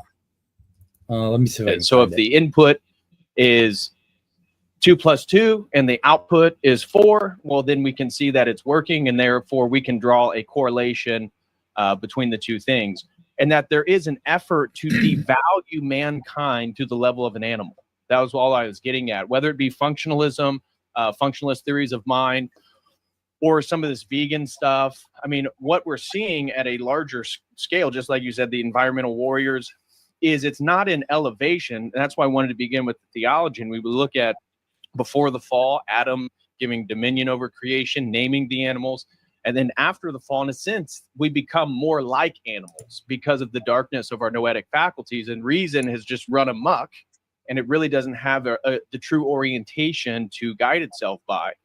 And so now in the 21st century, we see the whole impetus of academia is to devalue man to essentially being an animal that has a few extra parts or a few extra capabilities, but those are temporary, and the computers are going to gain those capabilities. And if we just left the Darwinian video game run long enough, well, the chimpanzees will gain them too, because it's all just an emergent process. Straw man, anyone? Yeah. That's Slim Cyborg, Austin. Oh, okay. Emergent process. Let me see if I can find out what Somebody's questioning Slim's having a game what night. are our credentials to talk about biology, you guys? How dare we? We don't have as many credentials as the theologist. What are you guys' credentials? Slim's having a game night over there, so they play those different online games, and so yeah. You only got nothing going on later? Stop by over there. So who is Brody Alexander? He wants to know what our credentials are. Mine are, I'm really fucking smart and well read. So I don't know what yours are. That's all I got. Mine is I was minding my own business and I noticed this video and it had an interesting title, and I started watching it, and then all the creationists swarmed me in the chat. And then I heard him saying stuff about evolution being stupid or whatever, and so I said, "Hey, Mike," and Mike said, "Oh, I've heard of this guy." And here we are reviewing the video and taking a look at what he has to say. Yeah. Okay. That's my credentials. There's a cute part coming up here. Now, there's one person in modern times that is to blame for all this bullshit about animals being rational. See if you can guess who it is. Is it Darwin? Is it Darwin? One Or would Obama? think. Is it Obama? That was my guess, but anyway, let me roll it and you'll see. I thought about the same thing too that you did. I was like the kind of thought, how did we get here? How did this person get to hold such an absurd belief? And I'll agree with you. I'll say first and foremost, my culprit who I want to blame this on, did I tell you? Disney, because kids watch Disney movies with talking animals. I'm sorry, there was a glitch in my wireless or something. I thought he said Disney. What did he really say? It has talking animals. Talking animals on Disney. That's why the college kids today. Kids today believe animals are rational because Disney. Don't they read a book with talking animals in it? Yeah, they do actually. Don't they have a snake? Somebody's ass and somebody's serpent talk. Something about, yeah, I remember that. No, maybe that was it. Maybe that was it, guys. Maybe it was a fucking talking snake that gave them the idea. Well, it's because they're all demonic. That's what it's probably going to be, right? That's what it always is. What would a talking snake sound like? Could we get AI to basically show up? Disney had a perfectly good talking snake on the Jungle Book. Did he? It would be, yeah, but I mean, really, a real talking snake would be really high pitched, right? It'd be like whiny and high pitched, and yeah, it'd be really fucked up. We should do that. It's got that extra breathing tube and everything, so it might kind of whistle or something. I don't know. Anyway, oh my God. So, do I have any more? From some animals don't choke when they eat. I don't know if they ever get down to the point where they actually present an argument about why mammal brains, if you've ever dissected a cow brain, and I have, the most amazing fucking thing about it is that it is almost identical to a human brain. It has all the same parts, all the same is true for goat brains and pigs. Yeah. Countless species, mice brains. The only real difference is size, generally.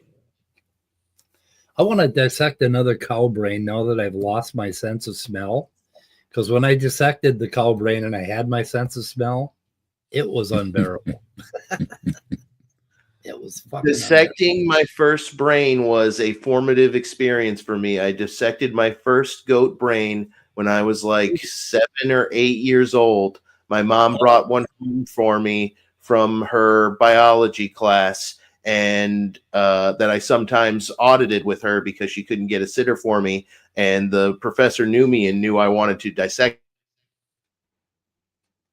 Oh, you froze, Aston. one. So he sent one home for me, and I got to actually dissect it, and it was mind-blowing.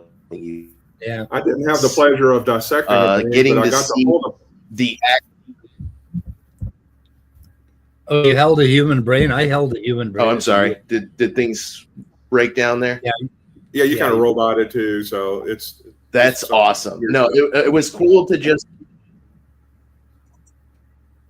The only real point I wanted to make was that when you look at an actual brain, I think probably the most humbling experience about it is that your brain, there's not really that much special about it. It's kind of just a wadded up, chewed up kind of ball of bubble gum and fat and grease, but there are things inside of it that do things that are still somewhat beyond our ability to fully comprehend and explain, like the superior anterior temporal gyrus, the spot that is associated with random flashes of inspiration and eureka moments, or your parietal lobe, the part that's associated with out-of-body and religious experiences, or your hippocampus that controls memory and creates memory.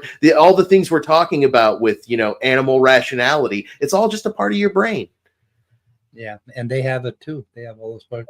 So I grew up in a butcher shop, so I got to dissect eyeballs and brains. And one day, my mom was supposed to be gone all afternoon, and she came home, and I had a calf head boiling in the kitchen. And boy, did she get upset. Of course you did. Because I was trying to get down to the skeleton, right? And so I had to boil this fucking calf head. And in her soup pot, and damn, she got really mad at me. She Do not look in Mike's chest freezer. Okay. Other animal brains are super interesting, not just because there's so many animals that have similar brains to us, but because there's also tons of species of animals that have really different brains that are super fascinating.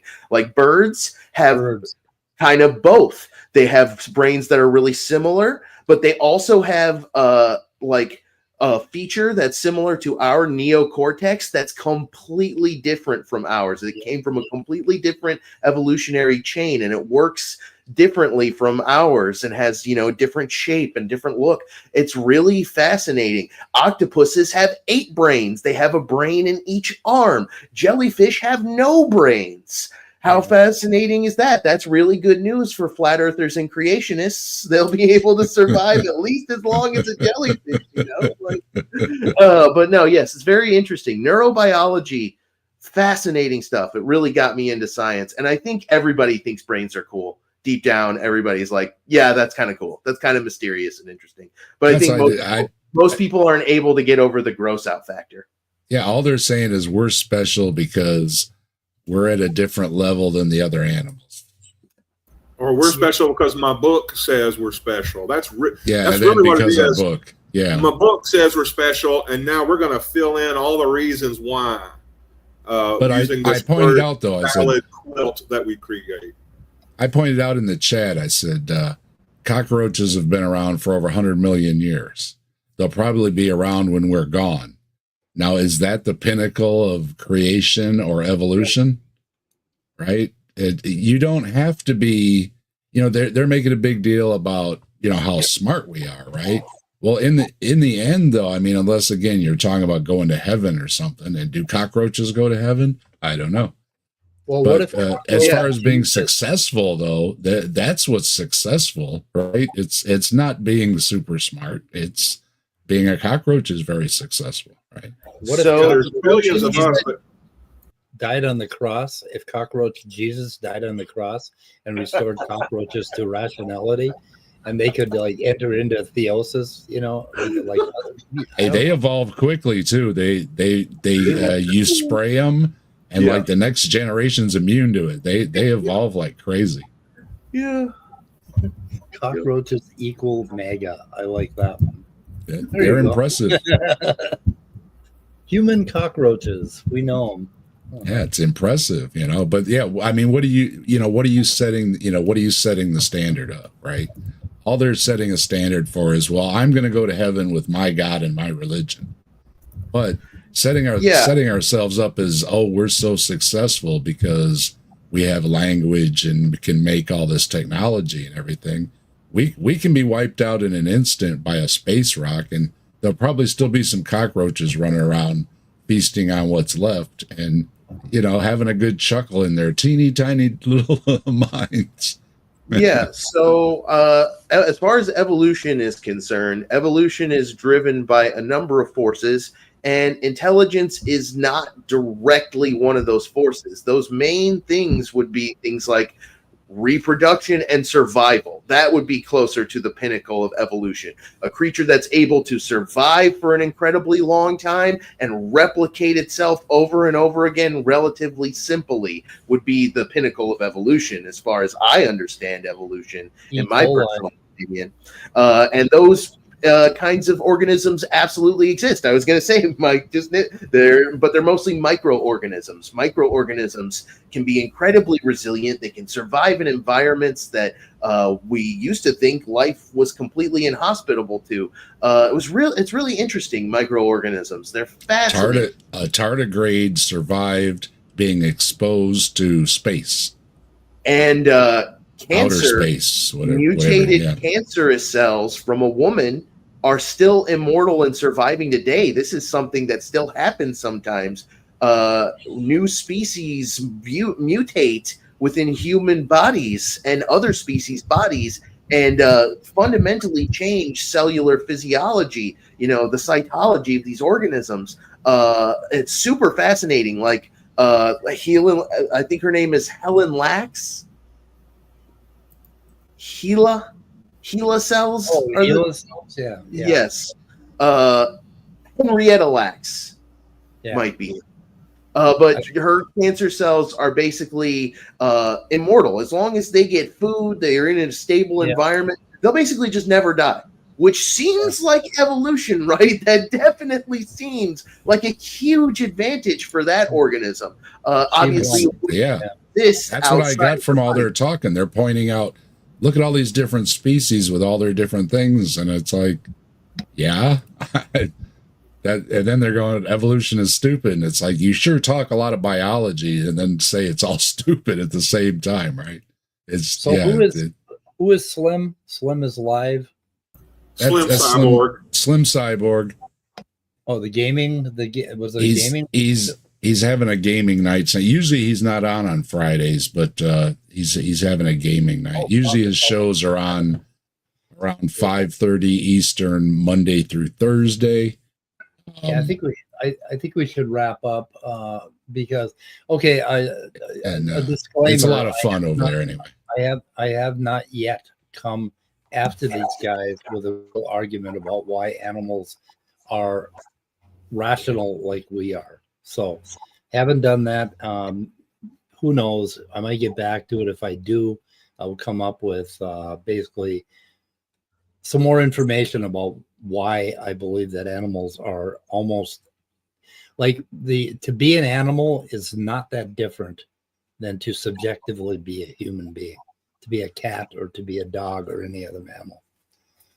So look, guys, I might not be very wise to give this information away as a YouTuber, because this is basically our job, but y'all can Google this information and Google this answer. You can go right over there and ask it, hey, Google, are animals rational? And it'll spit out a whole answer for you. I might even be able to read that answer right now. It might read something like, yes, there is evidence that many animals are rational, such as decision-making, problem-solving, logical reasoning, abstract thinking, adaptability, blah, blah, blah, blah, blah, blah, blah, blah, blah, blah, blah, blah, blah, blah, blah. You can even have those sources provide the links and papers, and you can go read those papers yourself. I just posted a meme on my community post earlier with, I think they're two chimps. And the one's kissing the other one and cuddling up with it. And it says, shows empathy, can't read the Bible. So, it's indeed. Yeah. So these guys, they just wanted to say they're special because they have some kind of connection with God. and the rest of the animals don't, then I could counter with some theologians believe, I think Mike said, the 3 different souls that I didn't know about, but there are some, that maybe the animals go to heaven too. They can't really decide. But ultimately, the human soul is somehow special. That's the bottom line. I know Billy Graham used to say to people who asked him if their dog went to heaven, because I couldn't stand it if my dog wasn't with me in heaven. He says, if you have to have a dog there with you in heaven to be happy, then a dog will be with you in heaven. And that's just about as authoritative and speculative as you will be a dog in heaven, I kind of see why people are asking their pastors this question so much as I start to think about it. Because, if everybody's pets are getting into heaven, that crazy Catholic cat lady, she's going to have all her cats. That crazy Catholic dude does his entire collection, the entomologist, does his whole collection of thousands of praying mantises count? Is heaven going to be full of, beetles? But that's a great thought again, though. Here comes your dog you haven't seen since you were a kid running up, and that would be great. It's a wonderful thought. Who wouldn't love that, to see their dog again, or, whatever, their cat, their hamster, whatever it is. It doesn't really matter. Sure, that would be wonderful. It's the same thing that Matt Delahunty was asked, wouldn't you like to see your loved ones in heaven? And he said, yes, I'd love to play cards with my grandma again. And it's like, yeah, so would I. I would love to play cards with grandma again. Who wouldn't, right? It's just, of course. Would grandma is it going to happen? Would grandma really want to be 70 years old in heaven, though? Yeah, that's the point too. Yeah, is my grandma? You might grandma, go up there, or you might go up there, Dave, and find out that grandma's really smoking hot. like she ended up. Hey, my grandma and grandpa on my mom's side had it going on. My grandmother was a lovely woman, and my grandfather had it going on with the car and the hat, and he was they had it going on back in the day. Yeah. Mike, have you been looking at old pictures of grandma and thinking? I've been looking at pictures of grandma when she was young. Damn, she's hot. Holy shit. My grandfather on my mother's side has some of the coolest pictures, posing with all his cars over the years, he was a cool dude, and he was always a cool dude.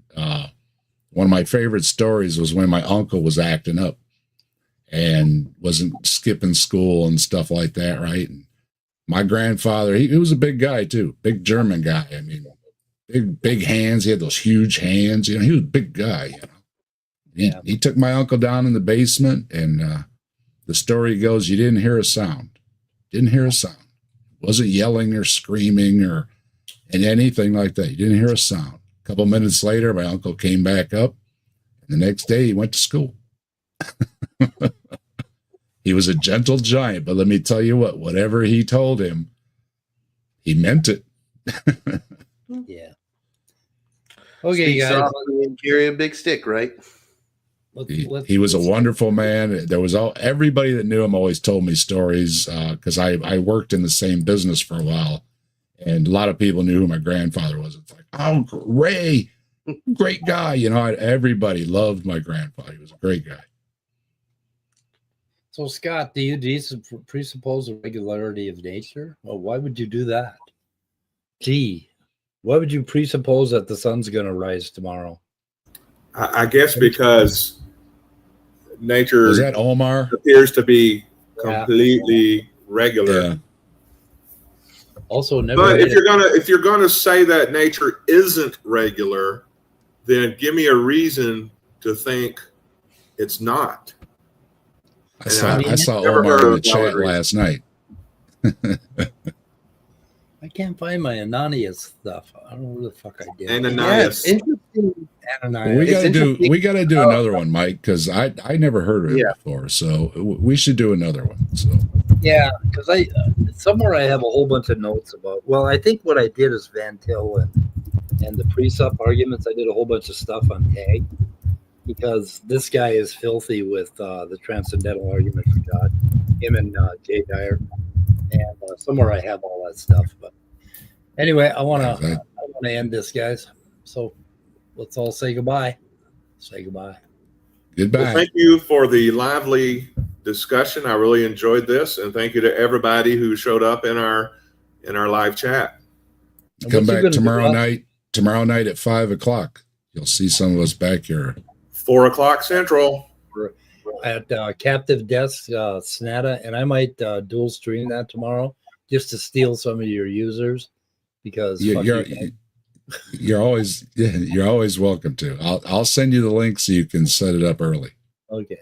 And Austin, what do you got? If I can have one final thought, I think we should do more on the precepts because the more we drill into it, it seems like it's really at the nucleus of a lot of this stuff. It really brings them out of the woodwork, doesn't it? Oh, it does. Yeah, Jim Bob, like I say, Jim Bob is the child, and then there's Jay Dyer, the daddy, and then there's Ananias, basically, who's the granddad. And then Ananias? It goes all the way back. Ananias. What is that? Ananias?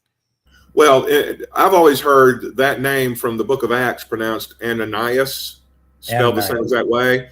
Okay, it may be Ananias, but... He made this shit up, didn't he? He made his name up, didn't he? Well, you know, it might be like the Pope where you get a new name whenever you become Pope. Maybe when you become a Father Deacon, you get a new name. Yeah, his real name is like Sidney Jones or some fucking thing. Does he have a cool hat? I think I don't know if he wears a hat or not. I think he does. You know the joke that atheists are never going to be taken seriously until we get a cool hat. True. Before we go, I have a nice fedora in here, and I know Austin makes fun of fedoras. Is it that you who makes fun of fedoras? I have never had an issue with fedoras. Okay. I'm thinking of somebody else. I think they're overdone with it. I like a good fedora, but I make sure that they're not too out of place, too odd. I think one per crew of white people is appropriate. Well, at least you've got standards.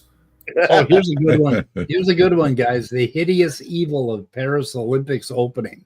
So this guy, this guy, of course, he's got a clip from some other dude, and he's going on, and he's just dead serious about all. What channel is this? The Paris Olympics opening. So. Well, what channel is this? Is this Patristic Faith? Patristic Faith, yeah. Oh, well, see, it's kind of losing much credibility with me.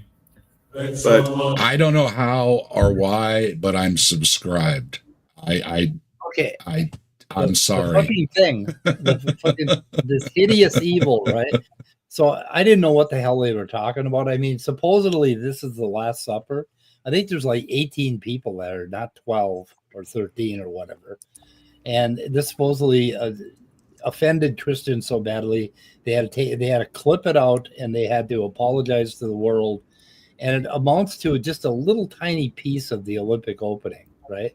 Where they had these, and Christians lost their shit over this thing. It's just unbelievable. It's funny as hell. Yeah, they did. Listening to this guy is really fun because he is so butthurt by this. It's just absolutely unbelievable. Well, didn't it turn out it was based on some Dionysus or Renaissance, Renaissance painting or artist? Yeah. I don't know. It's like hideous evil, man. Hideous evil. It's like, oh god, they fucking showed drag queens on or something. So did they? Okay, there's one. Is there more than one? I don't know. Who knows? But I didn't know what it was about because I never really looked into it because I just automatically discount when they get butter. There's my thumbnail in the side chat. You see it there? Give a laugh. Where? Oh yeah. On the side there's my. Yeah, I dual streamed it, so I threw. It said I needed a thumbnail. It doesn't transfer over your thumbnail like StreamYard did. Oh, so. okay. Oh shit! I didn't capture or you. whatever. Yeah, stream. Yeah. So anyway, Okay, so I put that up on there. Put that in my description. That video on Hideous Evil. Hideous Evil. They lose their shit over the damnedest things. They're trying to, they're trying. I think he says something about what they're trying to do to your children, basically, with this little short clip that was in the middle of the whole fucking opening show, which was epic, by the way. Anyway, we had a good holiday, Jin. Good to see you. Yep. Jin in the chat there. And Omar, hey Omar, tell JimKnob that I'm blocked and he's a coward and a meanie. Yeah, he's a coward for talking about you and blocking you at the same time. Calls me out by name today. Yeah, he did. He called me out by name and he's got me blocked. He's a coward and a weenie. So you can clip that. Who has you blocked? Are you saying this Ananias has you blocked? No, JimKnob. Oh, JimKnob. Okay, yeah, I get that. Okay. He called me out by name today, and it's like, hey, dirty rotten, calling me out by name, and I can't even say anything. So, Omar, I see how you are. I don't do debates because I'm not skilled, and I think debates are for 7th graders. To tell you the truth, I'm sorry. Omar wants you. People who do debates. Omar's. That's from JimKnob. He wants to drag you on JimKnob's channel. Anyway, Omar, debate it. Okay, could I have a word here? Omar, I am up to talk to Ananias to have a conversation with him. And I think I commented on some of his videos, and the son of a bitch never even commented back. I mean, he didn't even have the courtesy to, because I engaged with him. And I tried to talk to him about some of the tag arguments. I forget what it was. And I think it was well thought out, and it was very friendly. And I would like to have a friendly conversation with the man. And I do have some respect for his knowledge. But I do not have respect for what his conclusions are. So anyway. Son of what? Son of a bitch. So there, Omar. Omar Clunas, I put you in timeout because you do not tell the host of a channel to watch his mouth. It's his channel. Oh, what did he say? Where did fuck? I missed that. You guys timed him out before I caught that. I would have got really mad at it. It's like I will say anything I want. Like, fuck Jesus. I don't care. They don't know how to behave in other people's homes. Yeah, it's like, here we don't care if we swear or whatever the hell you want to do. You can talk about any subject. I'm not monetized, never will be. I'm not going to do things that way. I was thinking this whole thing about super chats. When you have super chats, they run the show. Basically, you have to respond to them because they pay you to put their stuff up. And I don't know. That just sounds like a bad way to do a YouTube channel. Oh my God! I know your birthday's coming up. That's a good money maker. People super chat you for your birthday. Well, you should donate money to me because I'm 74 on January 7th. That's what I say. You should monetize. You're on a fixed income. You could use a couple extra bucks. Yeah, and I'm gonna die soon. So anyway. Okay, boys. You just gotta watch your mouth. Fuck my mouth. Oh, wait a minute. No, did I say that out loud? No, don't do that. Don't do that. Anyway, okay, we got to get out of here. Yeah, but if I had to talk with Ananias, I would try to calm down and keep it civil. I'd love to talk to him about tag and philosophy and rationality, and if he was willing to listen to what a physicalist thinks about how rationality happened, it would be an interesting conversation. So, okay, we're leaving. Goodbye, cruel world. Say bye, everybody. Say bye. Goodbye, everybody. Bye, JimKnob's chat. JimKnob's chat. Yeah.